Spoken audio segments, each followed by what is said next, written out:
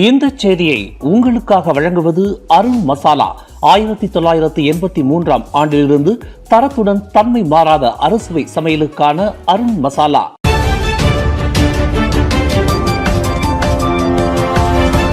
வணக்கம். திசைகளின் ஒரு மணி செய்திகள். உலகளாவிய பிரச்சனைகளுக்கு காரணம் அதிகார பற்றாக்குறை அல்ல, தலைமைத்துவ குழப்பம். ஜப்பான் கருத்தரங்கில் அன்வார் வலியுறுத்தல். தற்போதைய சூழலில் இந்த உலகம் எதிர்கொண்டு வரும் முக்கிய பிரச்சனைகளுக்கு காரணம் அதிகார பற்றாக்குறை அல்ல, மாறாக தெளிவான தலைமைத்துவத்தின் பற்றாக்குறையே என்று பிரதமர் டத்தோசரி அன்வார் இப்ராஹிம் தெரிவித்துள்ளார். ஜப்பான் நாட்டிற்கு 3 நாட்கள் அதிகாரப்பூர்வ பயணம் மேற்கொண்டுள்ள அன்வார் டோக்கியோ நகரில் இன்று ஆசியாவின் எதிர்காலம், உத்திசார் நிச்சயமற்ற தன்மையை கையாளுதல் என்ற தலைப்பிலான 31வது நிக்கை கருத்தரங்கில் உரையாற்றினார். அதிகரித்து வரும் புவிசார் அரசியல் சவால்களை சமாளிக்க உலக நாடுகள் மீண்டும் ஒத்துழைப்பை வலுப்படுத்த வேண்டும் என்று அன்வார் தமது உரையில் குறிப்பிட்டுள்ளார். உலகளாவிய நிச்சயமற்ற சூழ்நிலையில் திறமையான தலைமைத்துவத்திற்கு தெளிவான திசையறிந்து செயல்படும் உணர்வு அவசியம் என்றும் அவர் வலியுறுத்தியுள்ளார். பண்டைய கால மாலுமிகளால் ஒவ்வொரு புயலையும் முன்கூட்டியே கணிக்க முடியவில்லை, கடல் நீரோட்டங்களையும் அவர்களால் கட்டுப்படுத்த முடியவில்லை. ஆனால் அவர்களிடம் தெளிவான திசை உணர்வு இருந்தது என்று அன்வார் விளக்கமளித்துள்ளார். அந்த வகையில் உலகத்திற்கு தற்போது அதிகாரத்திற்கு பஞ்சமில்லை என்று குறிப்பிட்டுள்ள அவர் தலைவர்களிடம் திசையறிந்து செயல்படும் உணர்வு இல்லை என்பதை சுட்டிக்காட்டியுள்ளார். அதே வேளையில் நிறுவனங்கள் எளிதில் கைவிடப்படுவதை விட அவை சீர்திருத்தப்பட வேண்டும் என்று குறிப்பிட்டுள்ள அன்வார், பிளவுகளை விட ஒத்துழைப்பும், விரக்தியை விட செயல்முறையிலான தலைமைத்துவமும் அவசியம் என்பதை வலியுறுத்தியுள்ளார். இந்த கொள்கைகளை பின்பற்றினால் இன்றைய சவால்களை நாளைய வாய்ப்புகளாக மாற்ற முடியும் என்றும் அன்வார் அக்கருத்தரங்கில் நம்பிக்கை தெரிவித்துள்ளார்.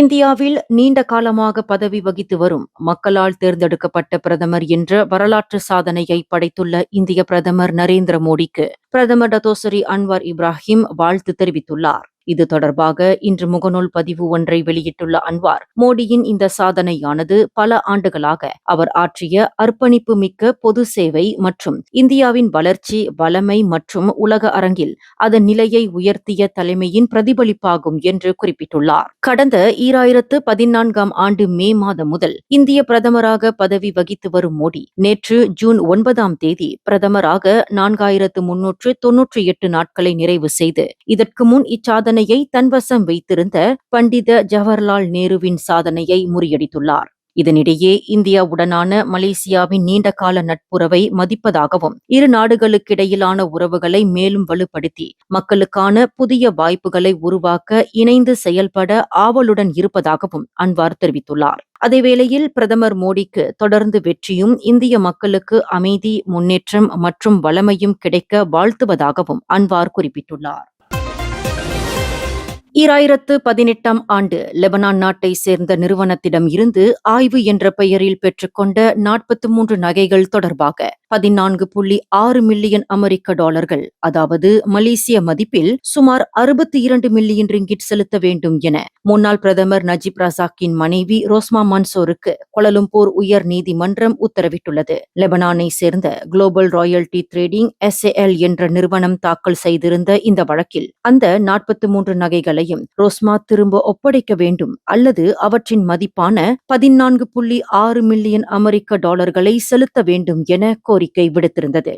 இந்த வழக்கை விசாரித்த நீதிபதி குவே சி சுன் நிறுவனத்தின் கோரிக்கையை ஏற்று தீர்ப்பளித்தார். இதனிடையே அந்த நகைகள் போலீசாரால் பறிமுதல் செய்யப்பட்டதாக கூறி அவர்களை 3ஆம் தரப்பாக வழக்கில் இணைத்திருந்த ரோஸ்மா தமக்கு ஏற்படும் இழப்பீட்டை போலீசார் ஏற்க வேண்டும் என கோரியிருந்தார். எனினும் அந்த இழப்பீட்டு கோரிக்கையை நீதிமன்றம் நிராகரித்தது.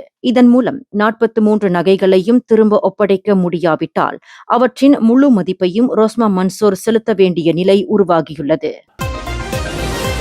தமிழ் திரையுலகின் முன்னணி இயக்குனரும் இயக்குனர் இமயம் என போற்றப்பட்டவருமான பாரதி ராஜா சென்னையில் இன்று தமது 84வது வயதில் உடல்நலக் குறைவால் காலமானார். அவரது மறைவு செய்தி ரசிகர்கள் மற்றும் திரையுலகினர் மத்தியில் பெரும் அதிர்ச்சியையும் சோகத்தையும் ஏற்படுத்தியுள்ளது. கடந்த 1977ஆம் ஆண்டு கமல்ஹாசன் ஸ்ரீதேவி நடிப்பில் 16 வயதினிலே என்ற திரைப்படத்தின் மூலமாக தமிழ் திரையுலகிற்கு அறிமுகமான அவர் கிராமிய வாழ்க்கையையும் மனித உணர்வுகளையும் இயல்பாக திரையில் பதிவு செய்து தமிழ் சினிமாவில் புதிய பாதையை உருவாக்கினார். அதன் பின்னர் கிழக்கே போகும் ரயில், முதல் மரியாதை, கருத்தம்மா உள்ளிட்ட பல வெற்றி படங்களை இயக்கி எண்ணற்ற நடிகர்கள் மற்றும் தொழில்நுட்ப கலைஞர்களையும் தமிழ் திரையுலகிற்கு அறிமுகப்படுத்தியுள்ளார். பாரதி ராஜாவின் மறைவிற்கு அரசியல் தலைவர்கள், திரைப்பட பிரபலங்கள் மற்றும் ரசிகர்கள் இரங்கல் தெரிவித்து வருகின்றனர். தமிழ் சினிமாவின் வளர்ச்சியில் அழியாத முத்திரை பதித்த அவரது பங்களிப்பு என்றும் நினைவு கூறப்படும் என பலரும் சமூக ஊடகங்களில் கருத்து தெரிவித்து வருகின்றனர். பெர்சத்து கட்சியுடனான அரசியல் உறவை முறித்துக் கொண்டதைத் தொடர்ந்து புதிய அரசியல் அணிவகுப்பை ஆராய்ந்து வரும் பாஸ் கட்சி வரவிருக்கும் ஜொஹூர் மாநில தேர்தலில் தனது சொந்த சின்னத்தில் போட்டியிடும் என எதிர்பார்க்கப்படுகின்றது. இதுகுறித்து ஜொஹூர் மாநில பாஸ் கட்சியின் ஆணையர் டாக்டர் மஹ்ஃபூஸ் முஹம்மட் வெளியிட்டுள்ள தகவலில், தேர்தல் ஒத்துழைப்பு தொடர்பாக பல அரசியல் கட்சிகளுடன் பேச்சுவார்த்தைகள் நடைபெற்று வருவதாக தெரிவித்துள்ளார். என்றாலும் அந்த ஒத்துழைப்பு முறையான கூட்டணியாக இல்லாமல் தேர்தல் உடன்படிக்கை வடிவிலேயே அமையும் என்றும் ஒவ்வொரு கட்சியும் தங்களது சொந்த சின்னத்திலேயே போட்டியிடும் என்றும் குறிப்பிட்டுள்ளார். அந்த வகையில் பாஸ் தனது சொந்த சின்னத்தை பயன்படுத்தும் என்றும் அவர் தெரிவித்துள்ளார். மேலும் தற்போதைய கால அவகாசத்தை கருத்தில் கொண்டால் புதிய கூட்டணியை அதிகாரப்பூர்வமாக அமைப்பது நடைமுறையில் சாத்தியமில்லை என நேற்று செவ்வாய்க்கிழமை இரவு ஜொஹூர் பாஸ் அலுவலகத்தில் நடைபெற்ற செய்தியாளர் சந்திப்பில் மஹ்ஃபூஸ் முஹம்மட் தெரிவித்துள்ளார். சபா மாநிலத்திற்குள் சட்டவிரோதமாக நுழைந்ததுடன் குடிநுழைவு அதிகாரி ஒருவரின் கடமையை நிறைவேற்றுவதில் தடையாக இருந்ததாக கூறி ஜெர்மன் நாட்டை சேர்ந்த ஒருவர் மீது கொத்தகினபாலு செஷன்ஸ் நீதிமன்றத்தில் குற்றச்சாட்டு பதிவு செய்யப்பட்டுள்ளது. மொழிபெயர்ப்பாளரின் உதவி வழங்கப்பட்ட போதிலும் தன் மீது சுமத்தப்பட்ட குற்றச்சாட்டுகளை புரிந்து கொள்ள முடியவில்லை என்று அந்நபர் தெரிவித்ததால் அவரிடம் இருந்து ஒப்புதலையோ மறுப்பையோ நீதிமன்றத்தால் பதிவு செய்ய முடியவில்லை என்று கூறப்படுகின்றது. இந்நிலையில் தனது சார்பில் ஆஜராக வழக்கறிஞர் ஒருவரை நியமிக்க திட்டமிட்டுள்ளதாகவும் அவர் நீதிமன்றத்தில் தெரிவித்துள்ளார். கடந்த ஏப்ரல் 27ஆம் தேதி முறையான ஆவணங்கள் இன்றி சபாவிற்குள் நுழைந்ததாக குடிநுழைவு சட்டம் 1959-63 பிரிவு 6(1)(c) கீழ் அவர் மீது குற்றஞ்சாட்டப்பட்டுள்ளது குறிப்பிடத்தக்கது. கோலாலம்பூர் அனைத்துலக விமான நிலையம் முனையம் ஒன்றில் 6 கிப்பன் வகை குரங்குகளை உயிருடன் கடத்த முயன்ற சம்பவம் அதிகாரிகளால் முறியடிக்கப்பட்டுள்ளது.